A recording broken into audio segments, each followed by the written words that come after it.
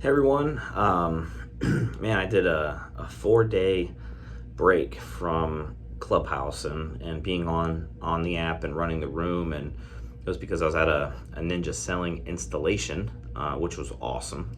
I strongly encourage you all to do that. Obviously, building business through your SOI is super important and one of the big pillars that everyone should be doing, even if you are a lead generating team. Putting in some of the basic principles of staying top of mind with your SOI is important. So if you guys have not looked into that, go look into Ninja Selling and definitely sign up for a 4-day event. But with that being said, hopped on Clubhouse this morning, and one of the topics that we brought up was inspections and inspectors. And what happens when a buyer closes on a property, something happens to the house, and it was maybe missed on the report. And inspectors do have insurance and contracts and warranties for their inspections. And I think it's important as the buyer's agent, if you're working with an inspector and recommending an inspector, that you know what those are, because there's always going to be things that come up. We're all humans and we all make mistakes. But what I wanted to chat with was, the idea of, buyers waiving inspections and sellers accepting contracts without inspections. And as a realtor and an expert advisor to our buyer clients and to our seller clients, should we be strongly encouraging inspections to be done on a home?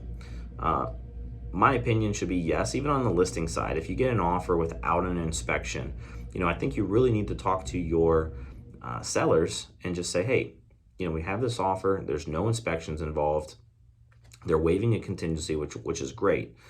But based on my experience, sometimes when a buyer purchases a home without an inspection, they move in. 3 months down the road, something happens, and they feel that you did not clearly disclose and they did not do an inspection. And in our state, Ohio is a buyer beware state.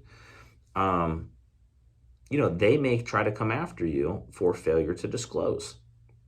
So should we just give them the peace of mind up front now and allow them to do the inspections, and so that way we know the full picture?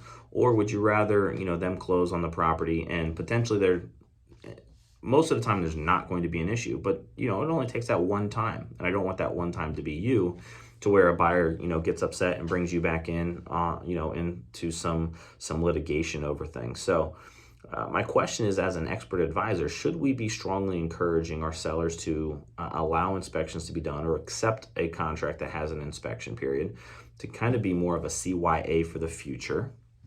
And on the buy side, strongly encouraging our buyer clients to get that inspection done. And let's just say a seller does want to accept an offer for that does not have an inspection period in it.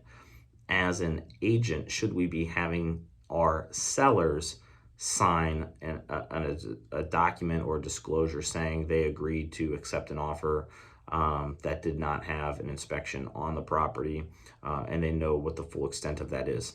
So just curious thoughts this morning, but we had a great discussion around that, and how to really, protect your client on the buy side and on the listing side, right? Because just because the contract's done and over with doesn't mean that a buyer couldn't come back on the seller in the future for whatever reason, right?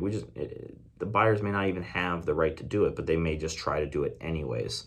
And does a seller really want to take on that headache potentially into the future?